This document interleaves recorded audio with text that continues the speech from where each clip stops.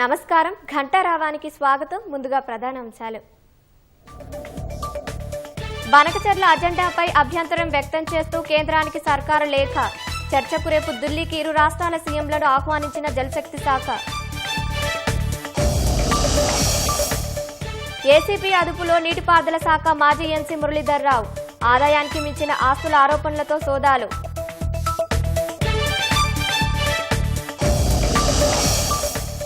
పాత కక్షలతోనే మలక్పేటలో చందునాయక్పై కాల్పులు. 4 నిందితులు లొంగిపోయినట్లు సమాచారం.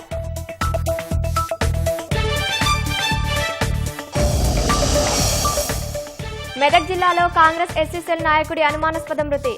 ఘటన స్థలిలో 2 బుల్లెట్లను స్వాధీనం చేసుకున్న పోలీసులు.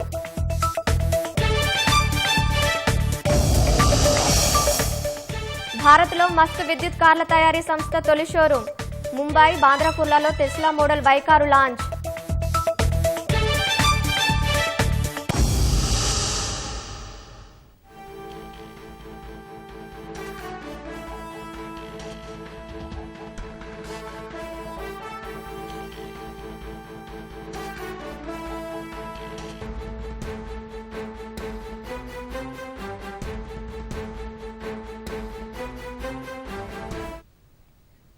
ఇక తాజా అంశాన్ని చూస్తున్నాం.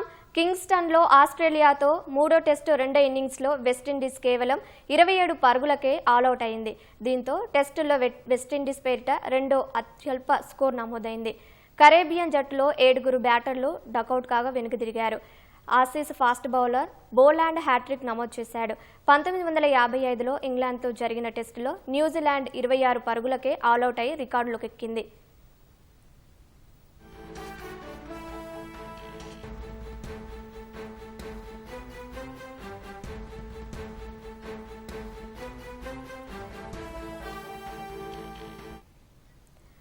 కింగ్స్టన్లో ఆస్ట్రేలియాతో 3వ టెస్టు 2వ ఇన్నింగ్స్లో వెస్టిండీస్ కేవలం 27 పరుగులకే ఆలౌట్ అయింది.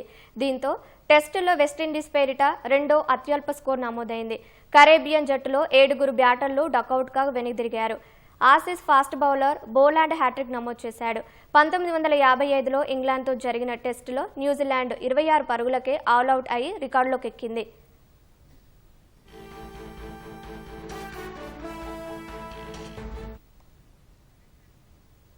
రేపటి ముఖ్యమంత్రుల సమావేశంలో బనకచెర్ల ప్రాజెక్టుపై చర్చించే ప్రసక్తే లేదని రాష్ట్ర ప్రభుత్వం తేల్చి చెప్పింది. ఆంధ్రప్రదేశ్ ప్రభుత్వం పంపించిన ఎజెండాపై అభ్యంతరం వ్యక్తం చేసింది. ఎలాంటి అనుమతులు లేని చట్ట విరుద్ధమైన బనకచెర్ల ప్రాజెక్టుపై చర్చించాల్సిన అవసరం లేదంటూ కేంద్రానికి రాష్ట్ర ప్రభుత్వం ఇవాళ లేఖ రాసింది. ఇలాంటి చర్యలు కేంద్ర ప్రభుత్వ నియంత్రణ సంస్థల విశ్వసనీయతను దెబ్బతీస్తాయని అందులో ప్రస్తావించింది. కృష్ణా గోదావరి జలాలపై రేపు ఢిల్లీలో కేంద్ర జలశక్తి శాఖ మంత్రి సిఆర్ పాటిల్ నేతృత్వంలో జరగాల్సిన తెలుగు రాష్ట్రాల సీఎంల సమావేశంలో బనకచెర్ల ప్రాజెక్టుపై చర్చించాల్సిన అవసరం లేదని రాష్ట్ర ప్రభుత్వం పేర్కొంది. రేపటి సీఎంల సమావేశం కోసం ఆంధ్రప్రదేశ్ పంపించిన ఎజెండాపై అభ్యంతరం వ్యక్తం చేస్తూ కేంద్రానికి రాష్ట్ర ప్రభుత్వం ఇవాళ ఉదయం లేఖ రాసింది. సీఎంల సమావేశంలో చర్చించే ఎజెండా కోసం ఇప్పటికే రాష్ట్ర ప్రభుత్వం పలు అంశాలను పంపించింది. కృష్ణానదిపై పెండింగ్లో ఉన్న ప్రాజెక్టులకు అనుమతులు, నీటి కేటాయింపులు, పాలమూరు డిండి ప్రాజెక్టులను జాతీయ ప్రాజెక్టులుగా గుర్తించడం, తుమ్మిడిహట్టి వద్ద నిర్మించిన ప్రాణహిత ప్రాజెక్టుకు 80 టీఎంసీల నీటి కేటాయింపు, ఏబీఐపీ సాయంతో పాటు ఇచ్చంపల్లి వద్ద 200 టీఎంసీల వరద జలాల వినియోగానికి కొత్త ప్రాజెక్టు నిర్మాణం తదితర అంశాలపై చర్చిద్దామని పేర్కొంది.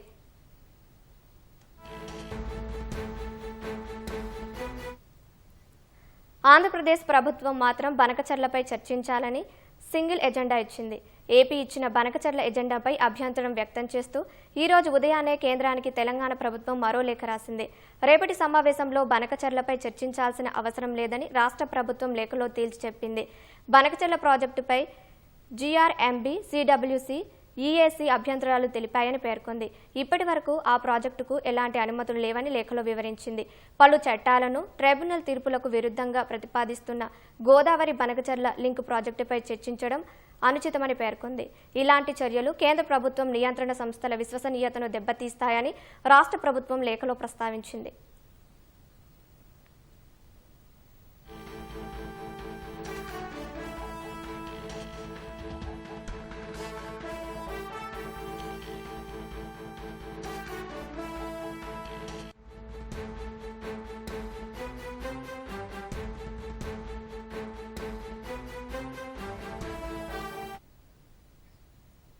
కృష్ణా గోదావరి జలాల్లో రాష్ట్రానికి న్యాయపరంగా రావాల్సిన నీటి వాటాల సాధన కోసం కేంద్ర ప్రభుత్వంపై ఒత్తిడి పెంచాలని ప్రభుత్వం నిర్ణయించింది. రేపు ఢిల్లీలో కేంద్ర జలశక్తి మంత్రి సిఆర్ పాటిల్తో జరిగే సమావేశంలో రాష్ట్రానికి నీటి వాటాలు, పెండింగ్ ప్రాజెక్టులకు అనుమతులు, నీటి కేటాయింపులు, ఆర్థిక సాయంతో పాటు కొత్త ప్రాజెక్టుల కోసం సీఎం రేవంత్ రెడ్డి పట్టుబట్టనున్నారు. సీఎం సూచనల మేరకు కేంద్ర జలశక్తి మంత్రికి లేఖ రాసిన మంత్రి ఉత్తమ్ కుమార్ రెడ్డి కృష్ణా గోదావరి నది బేసిన్లలో సమస్యలపై వెంటనే చొరవ చూపాలని కోరారు. ఢిల్లీలో బుధవారం కేంద్ర జలశక్తి మంత్రి సిఆర్ పాటిల్తో జరిగే సమావేశంలో రాష్ట్ర నీటి వాటాలపై బలమైన వాణి వినిపించారని సీఎం రేవంత్ రెడ్డి నిర్ణయించారు. కృష్ణా గోదావరి జలాల్లో న్యాయమైన హక్కుల కోసం కేంద్ర ప్రభుత్వంపై ఒత్తిడి పెంచుతామని స్పష్టం చేశారు. కృష్ణా ప్రాజెక్టులకు అనుమతులు, నీటి కేటాయింపులతో పాటు నిర్మాణానికి ఆర్థిక సాయం అందించాలని సీఎం కోరనున్నారు. కృష్ణాతో పాటు గోదావరి జలాల విషయంలో రాష్ట్ర ప్రయోజనాల్ని పరిరక్షించుకోవడంతో పాటు ఇప్పటి వరకు జరిగిన అన్యాయానికి శాశ్వతమైన పరిష్కారాన్ని సాధించేలా కార్యాచరణ చేపట్టారని అధికారుల్ని సీఎం ఆదేశించారు. ముఖ్యమంత్రి సూచనలతో నీటిపారుదల శాఖ మంత్రి ఉత్తమ్ కుమార్ రెడ్డి కేంద్ర జలవనరుల శాఖ మంత్రి సిఆర్ పాటిల్ కు లేఖ రాశారు. రాష్ట్రానికి సంబంధించిన పెండింగ్ సాగునీటి ప్రాజెక్టులు, నీటి కేటాయింపులు, అనుమతులతో పాటు కృష్ణా గోదావరి బేసిన్లలోని సమస్యలపై కేంద్రం వెంటనే చొరవ చూపాలని కోరారు. పాలమూరు, డిండి ప్రాజెక్టు డిపిఆర్లను కేంద్ర జలసంఘం ఆమోదించారని, ఆ తర్వాత పర్యావరణ అనుమతులకు సిఫార్సు చేయాలని కోరారు. పర్యావరణ అనుమతులు లభిస్తే కేంద్రం నుంచి గ్రాంట్లు, ఆర్థిక సాయంతో పాటు నాబార్డు వంటి ఆర్థిక సంస్థల ద్వారా తక్కువ వడ్డీతో రుణాలు పొందే వీలుంటుందన్నారు. సమ్మక్క సారక్క ప్రాజెక్టు డిపిఆర్ను 2021 సెప్టెంబర్ 21న కేంద్ర జలసంఘానికి సమర్పించినట్లు పేర్కొన్నారు. ఛత్తీస్గఢ్ నిబంధనల మేరకు అక్కడి ముంపు బాధితులకు నష్టపరిహారం చెల్లించేందుకు సిద్ధంగా ఉన్నామని ఉత్తమ్ తెలిపారు. కృష్ణా బేసిన్ నీటిని శ్రీశైలం నుంచి ఇతర బేసిన్లకు ఆంధ్రప్రదేశ్ అక్రమంగా మళ్లిస్తోందని మంత్రి ఉత్తమ్ కుమార్ రెడ్డి లేఖలో పేర్కొన్నారు. 880 అడుగుల వద్ద 1,50,000 క్యూసెక్కుల కంటే ఎక్కువ సామర్థ్యంతో పోతిరెడ్డిపాడు హెడ్ రెగ్యులేటర్ ద్వారా మళ్లిస్తోందని తెలిపారు. 797 అడుగుల వద్ద రోజుకు 3 టీఎంసీలు తీసుకెళ్లే రాయలసీమ లిఫ్ట్ ఇరిగేషన్ స్కీమ్తో పాటు ముచ్చుమర్రి, మలయాల, గురు రాఘవేంద్ర ప్రాజెక్టులు నిర్మించిందని పేర్కొన్నారు. రోజుకు 10 టీఎంసీల చొప్పున 20 రోజుల్లో 200 టీఎంసీలు మళ్లించే సామర్థ్యం ఉండడంతో తెలంగాణలోని ఇన్ బేసిన్ అవసరాలకు విఘాతం కలుగుతోందన్నారు. ఉమ్మడి రాష్ట్రంలోనే కృష్ణానదిపై 287.06 టీఎంసీల సామర్థ్యంతో వివిధ ప్రాజెక్టులు నిర్మాణంలో ఉన్నాయని గుర్తు చేశారు. కృష్ణా జలాల మళ్లింపుపై నియంత్రణలు విధించారని, ఇన్ బేసిన్ అవసరాల విషయంలో కేఆర్ఎంబీ న్యాయంగా, నిష్పక్షపాతంగా వ్యవహరించారన్నారు. టెలిమెట్రీ అమలుకు తెలంగాణ ప్రభుత్వం కేఆర్ఎంబీ ఖాతాకు 4,15,00,000 జమ చేసినా ఏపీ పరిధిలో ఇప్పటికీ వీటిని ఏర్పాటు జరగలేదన్నారు. శ్రీశైలం డ్యాం నిర్వహణ ప్రమాదకరంగా మారినా ప్లంజ్ పూల్కు మరమ్మతులు చేపట్టలేదని పేర్కొన్నారు. తుంగభద్ర నీటిని ఏపీ సర్కార్ కేసీ కెనాల్ నుంచి హెచ్ఎల్సీ, ఎల్ఎల్సీ కెనాల్కు మళ్లించడం కేడబ్ల్యూడీటీఐ అవార్డును ఉల్లంఘించడమేనని ఉత్తమ్ లేఖలో పేర్కొన్నారు. కేంద్ర ప్రభుత్వం 2007లో ఏఐబీపీ సాయంతో doctor BR Ambedkar Pranahita Chevella Sujala Sravanthi project చేపట్టిందని ఉత్తమ్ లేఖలో తెలిపారు. కేంద్ర జలసంఘం 2010లోనే ఈ అనుమతిస్తే 2016లో తెలంగాణ, మహారాష్ట్ర మధ్య ఒప్పందం కుదిరిందన్నారు. ఈ ప్రాజెక్టుకు 20 టీఎంసీల కేటాయింపుల్ని 80 టీఎంసీలకు పెంచి ఏఐబీపీ కింద ఆర్థిక సాయం అందించాలని కోరారు. 200 టీఎంసీల వరద నీటిని ఉపయోగించుకునేలా ఇచ్చంపల్లి వద్ద కొత్త ప్రాజెక్టు నిర్మాణానికి కేంద్ర ప్రభుత్వం అనుమతించాలని కోరారు. గోదావరిపై పోలవరం, ఇచ్చంపల్లి ప్రాజెక్టులు చేపట్టారని జీడబ్ల్యూడీటీ పేర్కొందని గుర్తు చేశారు. పోలవరానికి కేంద్రం నిధులు సమకూరుస్తున్నందున అంతే సమానంగా ఇచ్చంపల్లి ప్రాజెక్టుకు కేంద్రం నిధులివ్వాలని ఉత్తమ్ కుమార్ రెడ్డి లేఖలో కోరారు. హైదరాబాద్ మలక్పేటలో ఉదయాన్నే కాల్పుల కలకలం సృష్టించింది. సిపిఐ రాష్ట్ర కార్యవర్గ సభ్యుడు చందు నాయక్ను దుండగులు కాల్చి చంపారు. ఉదయపు నడకకు వచ్చిన ఆయన్ను పక్కా ప్రణాళికతో చంపేశారు. తమ నేత హత్యకు గురయ్యాడని తెలుసుకున్న స్థానికులు పెద్ద సంఖ్యలో అక్కడకు తరలివచ్చి కన్నీరు మున్నీరుగా విలపించారు. తమ కష్టాలు తీర్చేది ఎవరంటూ బోరుమన్నారు. నిందితులను పట్టుకునేందుకు 10 బృందాలు రంగంలోకి దిగాయని పోలీసులు వెల్లడించారు. హైదరాబాద్ మలక్పేటలో సిపిఐ రాష్ట్ర కార్యవర్గ సభ్యుడు చందు నాయక్పై దుండగులు కాల్పులు జరపడంతో ఆయన అక్కడికక్కడే మృతి చెందాడు. శాలివాహన నగర్లోని పార్క్ వద్ద చందు నాయక్పై దుండగులు కారులో వచ్చి కంట్లో కారం చల్లి కాల్పులు జరిపారు. భార్య, కుమార్తె ముందు దుండగులు కాల్పులు జరిపారు. తీవ్ర రక్తస్రావంతో చందు నాయక్ ఘటనా స్థలంలోనే ప్రాణాలు విడిచారు. సమాచారం తెలుసుకున్న పోలీసులు ఘటనా స్థలానికి చేరుకుని విచారణ జరుపుతున్నారు. క్లూస్ టీంలు ఆధారాలు సేకరిస్తున్నాయి. చందు నాయక్ మరణ వార్త విని స్థానికులు పెద్ద సంఖ్యలో తరలివచ్చారు. తమ నేతను కోల్పోయామంటూ బోరుమంటూ విలపిస్తున్నారు. చందు నాయక్ స్వస్థలం నాగర్ కర్నూలు జిల్లా బల్మూరు మండలం నర్సాయిపల్లి. మలక్పేట శాలివాహన నగర్లో నివాసం ఉంటున్నారు. బాణభయం ఉందని మాకు తెలుసు, మాకు చెప్పిండు మా సారు గిట్లా ఉంది గిట్ల సంగతి అని చెప్పాను అన్నాడు. కానీ ఇంత లేదు అని ఆయన జర భార్యతో కూడా నిన్నమన్న ఇక్కడనే కిరాయికున్నారు, ఇక్కడనే ఉంటున్నారు వాళ్ళు. ఆయన ఏమన్నాడు అంటే ఆయన మాకు అమ్మ మనం ఇక్కడ మీతో పాటు ఉంటున్నాం కాబట్టి ఇప్పుడు పట్టం మీకు ఇప్పియాలి, మేము చేయాలి సుధీర్తో అని చెప్పి మన పట్ట ఇప్పించిండు. పట్ట ఇప్పించినాక మేము అంతా సరే మా సార్ ఉన్నాడు మాకేం భయం లేదని చెప్పి మాకు నల్లలు దించిండు, అన్ని ఇప్పించిండు, అన్ని డేనిస్లు వేసుకున్నాం. మాకు ఇప్పుడు మళ్ళీ మున్సిపాలిటీలో మనం వాళ్ళని పిలిపించి పెద్దది అదే పిచ్చి చేసి దానికి ఇండ్లు కట్టిద్దాము అని, రోడ్లు లేవు పెద్దగా అవన్నీ చేద్దాం అని చెప్పి అని అన్నాడు సారు. మాకేం చెప్పలేదు సార్. ఇంతకు ముందే మేము ఆడ గుడి కడుతున్నాము. గుడి కడుతుంటే ఆ గుడి కాడ మేము అది వాటర్ కొడుతుంటే గనేట్ వచ్చిందని చెప్పేసి మాట్లాడిండు. గనేట్ వచ్చింది సార్ అంటే పక్కకి వేయించి అని చెప్పని మాట్లాడిండు 6:30 ప్రాంతంలో. మాట్లాడినాక ఆడ నీళ్ళు కొట్టేసి మేము ఆడ నిలబడుతున్నాము. గుడి కాడ నిలబడ్డా ఫోన్ వచ్చింది ఇట్లా అయిందని. మాకు మొన్నటి నుంచి తెలుస్తుంది వాన అని ఉందంటే మేము ఎంబడే ఉంటున్నాం. మా నాయన ఎంబడి వండుకుంటా, రాత్రి కూడా ఎంబడే ఉన్నాము. పొద్దుగాలు వస్తామ్మా అని గుడి కడుతున్నాము, ఎల్లమ్మ గుడి కడుతున్నాము. గుడి కాడికి పొద్దున వస్తామ్మా నేనని రాత్రి అంతా ఉన్నాడు. మేము 7 గంటలకు వచ్చినాము, ఇడిచిపెట్టి ఇంటికాడ ఇడిచిపెట్టిపోయినామన్నా. అదొక్కటే మాకు తెలుసు. వాళ్ళ భార్య వాళ్ళ బిడ్డ ఆయన ముగ్గురు కలిసి వస్తురట. కారు ఒకటి వెనకకెళ్ళి వచ్చిందట, టర్నింగ్ లాగిందట. ఎందుకో కారు ఆగింది, నువ్వు ముందు పోతున్నావు మేము వెనక వస్తున్నాము ఆగు అని అడిగిందట వాళ్ళ భార్య. ఏం టెన్షన్ తీసుకోకు నేను ఉన్నలే అని చెప్పిండట. నిలబడ్డాడట. నిలబడి పార్కులోకి వచ్చిండట. ఒక చుట్టూ తిరిగి వచ్చిండట. గంతే చుట్టూ తిరిగి వచ్చే వరకు వాళ్ళ భార్య ఎదురొచ్చిందట. కళ్ళల్లో కారం కొట్టి 4 బుల్లెట్లు దింపిరట. అక్కడే పడిపోయిందట. వాళ్ళ భార్య చూస్తూనే ఉందట, వాళ్ళ బిడ్డ చూస్తూనే ఉందట. ఇక్కడ ఒక అబ్బాయి ఇక్కడ ఎవరో ఉండరట, ఇక్కడ కూడా ఒక ఆయన చూస్తూనే ఉండట. వెళ్ళిపోయారట. కారు ఎక్కి వెళ్ళిపోయారట. పడిపోయిన తర్వాత మాకు ఫోన్ వచ్చిందన్న. చాలా మంచి మనిషి అన్న. చిన్న పిల్లలతో కూడా మాట్లాడతాడన్న. ఎవరన్నా అన్నా అని పిలిస్తే మాట్లాడతాడన్నా. ఆపతుందంటే వస్తాడన్న. జేబులో రూపాయి లేకున్నా ఎవరినన్నా సాయం చేసి రూపాయి ఇచ్చిపోతాడన్న. ఇల్లు లేదంటే మాకు ఇల్లు వేయించిండన్న, పట్టాలు ఇప్పించిండన్న. ఎంత ఫైట్ చేసిండో అంత ఫైట్ చేసిండన్న. నల్లలు నీళ్లు కరెంటు అన్నీ ఇచ్చిండన్న. ఇప్పించి మాకు మేము ఆగమైపోయినామన్న. ఇప్పుడు అన్న లేకపోతే మా తరఫున లేకుండా చేసిరన్న. అట్లాంటి అన్న ఎన్ని అన్నలు వచ్చినా మాకు కుర్రారన్న. బిడ్డ ఎక్కడ ఉంటారు మీరు? దూరంలో ఉంటాడు, ఉంటాడు.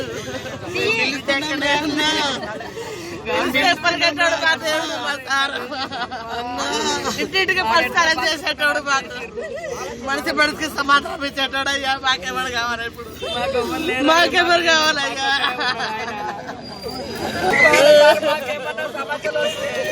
ఎవరికైనా చెప్పాలి. మా sir south east DCP Chaitanya Kumar సంఘటనా స్థలాన్ని పరిశీలించారు. చందు నాయక్ హత్యకు కారణాలను అన్వేషిస్తున్నామన్నారు. నిందితులను పట్టుకునేందుకు 10 ప్రత్యేక బృందాలు ఏర్పాటు చేశామన్నారు. పథకం ప్రకారమే రెక్కీ చేసి హత్య చేసినట్లు గుర్తించామన్నారు. వాక్కి వచ్చినప్పుడు కొంతమంది అన్నోన్ పీపుల్ వచ్చి ఇక్కడ ఇతని పైన ఫైర్ చేయడం జరిగింది. సంఘటన స్థలంలో కొన్ని రౌండ్స్ మాకు దొరికాయి, కొన్ని అన్ఫైర్డ్ రౌండ్స్, అట్లాగే కొన్ని ఎంటీ షెల్స్ దొరికాయి. ప్రస్తుతము దర్యాప్తు కొనసాగుతుంది. ఈ కారులో ఉన్న వ్యక్తులు ఎక్కడి నుంచి వచ్చారు ఆ రూట్స్ అన్ని వెరిఫై చేస్తున్నాము. ఈ ప్రాంతంలో సీసీటీవీ కెమెరాలు వెరిఫై చేసి అనుమానితులు ఎవరని చెప్పి వాళ్ళను వెరిఫై చేసే దర్యాప్తు కొనసాగుతుంది. ఇక్కడ దొరికిన రౌండ్స్ ప్రకారం ఒకటే తుపాకీ వాడినట్టు తెలుస్తుంది. ఇంకొంచెం వెరిఫికేషన్లో మా దర్యాప్తులో ఇంకొంచెం మాకు టోటల్ 5 రౌండ్స్ దొరికాయి. అందులో 3 ఫైర్డ్ రౌండ్స్ ఎంటీ షెల్స్, మిగిలిన 2 రౌండ్స్ అన్ఫైర్డ్ రౌండ్స్ అక్కడ సంఘటన స్థలంలో దొరికాయి. ఈ సంఘటనలో 3 లేదా 4 వ్యక్తులు ఇన్వాల్వ్ అయ్యారని చెప్పి ప్రాథమికంగా తెలుస్తుంది. మాకు ప్రాథమికంగా తెలిసిన దాని ప్రకారము ఒక కేసులో ఉన్నాడు ఇతను. ఎల్బీ నగర్ పోలీస్ స్టేషన్ సంబంధించి ఒక కేసులో అక్యూజ్గా ఉన్నాడు. రెండో కేసు సంబంధించి ప్రాథమికంగా తెలిసింది వివరాలు ఇంకా పూర్తి స్థాయిలో వివరాలు సేకరిస్తున్నాం. ప్రస్తుతం ఒకటే బృందం వచ్చినట్టు అనుమానిస్తున్నాము. గతంలో రైవల్రీ ఉన్నట్టుగా అనుమానిస్తున్నాం. పాతల కక్షల నేపథ్యంలో జరిగిన మర్డర్గా భావిస్తున్నాము. దాదాపు 10 టీంలు అక్యూజ్డ్ కోసము ఈ కార్ ఎక్కడి నుంచి వచ్చింది, అట్లాగే ఈ పర్సన్ యొక్క బ్యాక్గ్రౌండ్, అనుమానితులను వెరిఫై చేయడానికి 10 దర్యాప్తు బృందాలు ఇందులోకి వచ్చాయి. ఇప్పుడే క్లూస్ టీం వచ్చి వివరాలు సేకరించడంతో పాటు డాగ్ స్క్వాడ్ కూడా వచ్చి కొంచెం ప్రిలిమినరీ ఇన్ఫర్మేషన్ సేకరించడం జరిగింది. మెదక్ జిల్లా కాంగ్రెస్ ఎస్సీ సెల్ నాయకుడు అనిల్ అనుమానాస్పద మృతి కలకలం రేపింది. అనిల్ రోడ్డు ప్రమాదంలో మృతి చెందినట్లు భావించిన పోలీసులు అనంతరం అనుమానాస్పద మృతిగా పేర్కొన్నారు. అనిల్పై కాల్పులు జరిగినట్లు, కుడి భుజంపై నుంచి 2 బుల్లెట్లు దూసుకెళ్లినట్లు పేర్కొన్నారు. మరిన్ని వివరాలు మా ప్రతినిధి రామకృష్ణ మెదక్ నుంచి ప్రత్యక్ష ప్రసారం ద్వారా అందిస్తారు.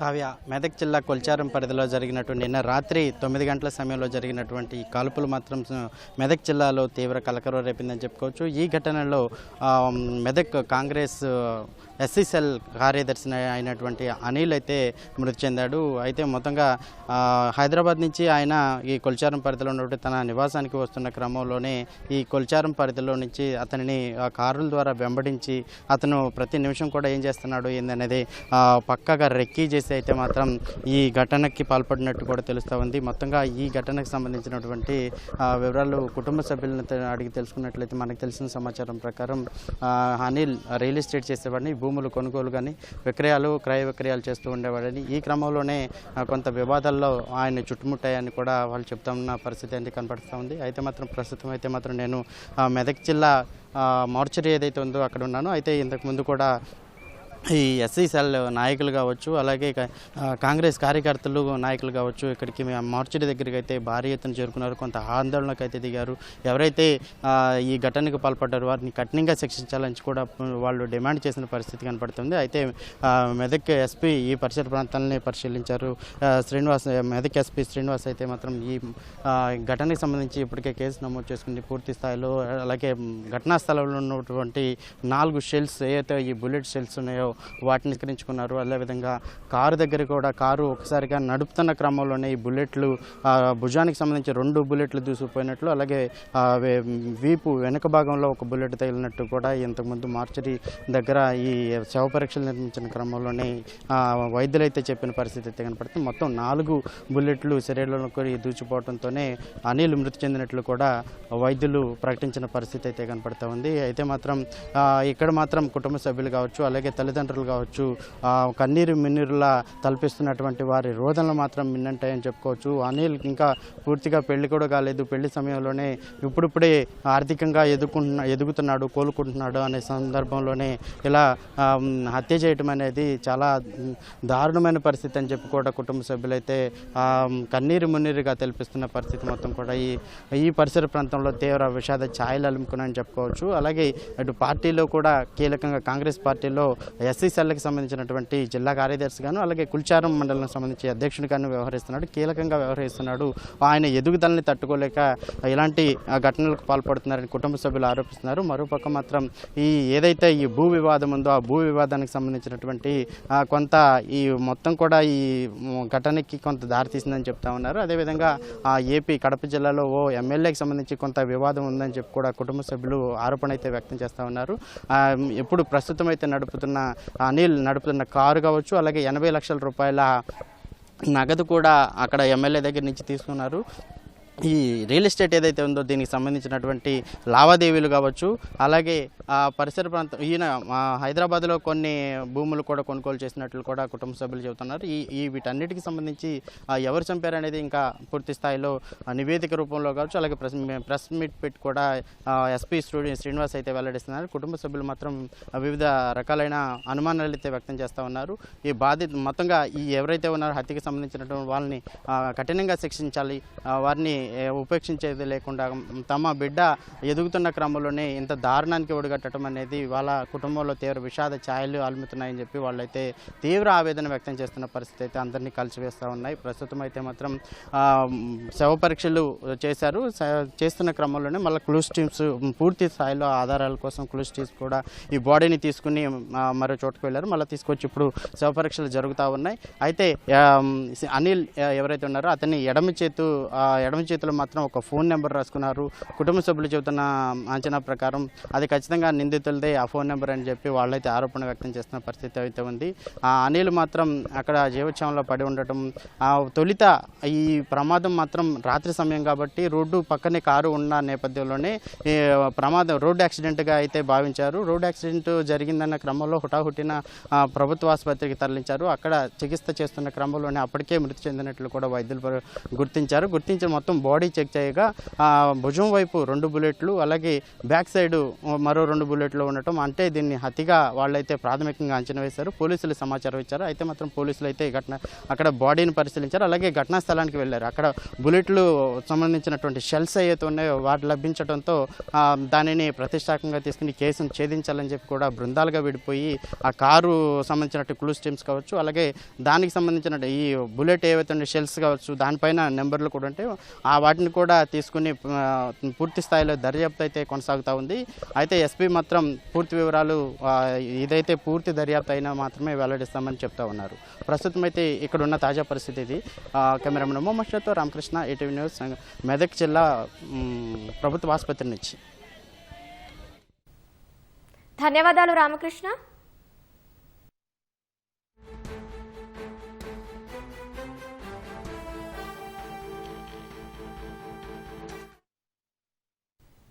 కాళేశ్వరం ప్రాజెక్టుపై విచారణ కొనసాగుతున్న వేళ కీలక పరిణామం చోటు చేసుకుంది.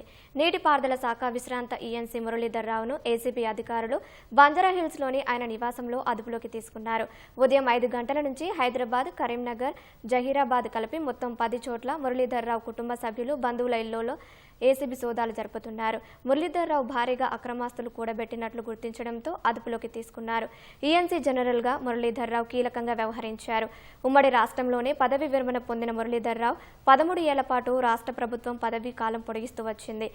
కాంగ్రెస్ ప్రభుత్వం వచ్చాక కూడా కొన్నాళ్లు పదవిలో మురళీధర్ రావు ఉన్నారు. మేడిగడ్డపై విజిలెన్స్ నివేదిక తర్వాత మురళీధర్ రావును కాంగ్రెస్ ప్రభుత్వం తప్పించింది.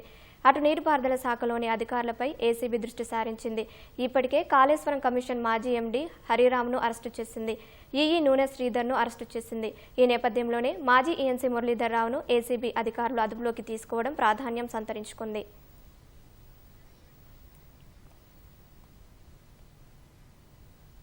ఆదాయానికి మించిన ఆస్తుల ఆరోపణలతో విశ్రాంత ఈఎన్సీ మురళీధర్ రావు నివాసాల్లో ఏసీబీ సోదాలు చేస్తోంది. పూర్తి వివరాలు మా ప్రతినిధి నాగార్జున ప్రత్యక్ష ప్రసారం ద్వారా అందిస్తారు.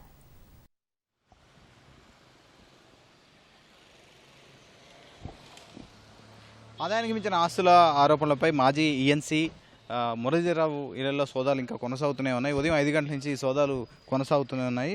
సోదాల్లో భాగంగా కీలకంగా ఉన్నటువంటి కొన్ని బంగారు ఆభరణాలు, స్థిరాస్తి డాక్యుమెంట్లు పరిశీలిస్తున్నారు. బంజారాహిల్స్లో ఉన్నటువంటి ఆయన నివాసంలో సోదాలు ఇంకా కొనసాగుతున్నాయి. వాళ్ళందరినీ కూడా మొబైల్ స్వాధీనం చేసుకొని ఏసీబీ అధికారులు ఉదయం నుంచి కూడా సోదాలు కొనసాగిస్తున్నారు. ఈ సోదాల్లో బీరువాల్లో ఉన్నటువంటి కొన్ని బంగారు ఆభరణాలతో పాటు పలు స్థిరాస్తి డాక్యుమెంట్లు కూడా ఏసీబీ అధికారులు స్వాధీనం చేసుకొని దాన్ని పరిశీలిస్తూనే ఉన్నారు.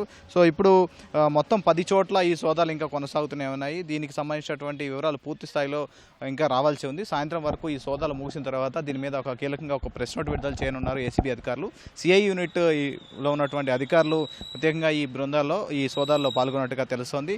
సో ఈ లోపల మనం వచ్చినటువంటి కొన్ని ఫోటోల ఆధారంగా మనం చూస్తే ఇందులో భాగంగా కొన్ని డాక్యుమెంట్లు, బంగారు ఆభరణాలు కూడా స్వాధీనం చేసుకున్నారు. సో దీనికి సంబంధించినటువంటి వివరాలు, బిల్స్ పరిశీలిస్తున్నారు. సో కేవలం బంజారాహిల్స్ ఒక్కటే కాదు, తెల్లాపూర్లో ఉన్నటువంటి మరొక నివాసం, దీంతోపాటు మరొక జహీరాబాద్, కరీంనగర్లో ఉన్నటువంటి నివాసాలు, కొన్ని ఫ్లాట్లు, వాణిజ్య సముదాయాలకు సంబంధించినటువంటి కొన్ని మొత్తం 10 చోట్ల ఈ సోదాలు ఇంకా కొనసాగుతున్నాయి. సోదాల్లో ముగిసిన తర్వాత మనకి పూర్తి స్థాయిలో ఏసీబీ అధికారులు ఈ సోదాలకు సంబంధించి వివరణ ఇవ్వనున్నారు. సో ఇప్పుడు గతంలో ఇరిగేషన్కి సంబంధించినటువంటి అధికారులు మాజీ కాళేశ్వరం కమిషన్ మాజీ ఎండీ ఆయన కూడా హరిరామ్ని అరెస్ట్ చేశారు. ఆ తర్వాత ఎగ్జిక్యూటివ్ ఇంజనీర్ని నూనె శ్రీధర్ని అరెస్ట్ చేశారు. వీళ్ళు కూడా భారీగా అక్రమాస్తులు కూడబెట్టిన వ్యవహారం అప్పుడు వెలుగులోకి వచ్చింది. ఆస్తులు కూడా కోర్టుకు ఏదైతే ఆస్తులు అక్రమాస్తులు వాళ్ళు గుర్తించారో ఏసీబీ అధికారులు వాటన్నింటినీ కూడా కోర్టుకు సమర్పించారు. సో ఇప్పుడు వాళ్ళని విచారిస్తున్న సమయంలో కొంత కీలకమైనటువంటి కొంత డేటా లభించడంతో దీని మీద గత కొంతకాలంగా కీలక బాధ్యతలో పనిచేసినటువంటి మురళీధర్ రావులో కూడా అక్రమాస్తులు కూడబెట్టారని ఏసీబీకి పలు ఫిర్యాదులతో పాటు పలు సమాచారం అందింది. సో ఈ సమాచారం ఆధారంగా ఈ అక్రమాస్తుల వ్యవహారం పైన నిగ్గు తేల్చేందుకు ఏసీబీ అధికారులు ఉదయం నుంచి సోదాలు చేస్తున్నారు. 10 టీంలు ఈ సోదాల్లో పాల్గొన్నాయి. పూర్తి స్థాయిలో విచారణ చేస్తున్నారు. అతని స్నేహితులు, బంధువులు ఇళ్లలో కొనసాగుతూనే ఉన్నాయి సోదాలు. సో బంజారాహిల్స్లో సాయంత్రం 5 గంటల వరకు ఈ సోదాలు కొనసాగే అవకాశం ఉందని మనకి సమాచారం ఉంది. దీంతో పాటుగా మిగతా ప్రాంతాల్లో కూడా సోదాల అనంతరం మొత్తం క్రోడీకరించి ఈ ఆస్తుల విలువ, అతనికి సంబంధించినటువంటి మొదటి నుంచి వచ్చినటువంటి ఉద్యోగం వచ్చిన దగ్గర నుంచి ఆయన సంపాదించినటువంటి వివరాలు, తర్వాత ఈఎన్సీ బాధ్యతలు స్వీకరించిన తర్వాత వచ్చినటువంటి ఆదాయం, ఇతరకు సంబంధించినటువంటి ఆదాయం అన్నింటినీ కూడా క్రోడీకరిస్తారు. అక్రమార్జన ఉంటే కనుక దీని మీద ఆదాయానికి మించిన ఆస్తుల కేసు నమోదు చేసి ఆయన అరెస్ట్ చేసి రిమాండ్కి తరలించే అవకాశం మనకు కనిపిస్తుంది.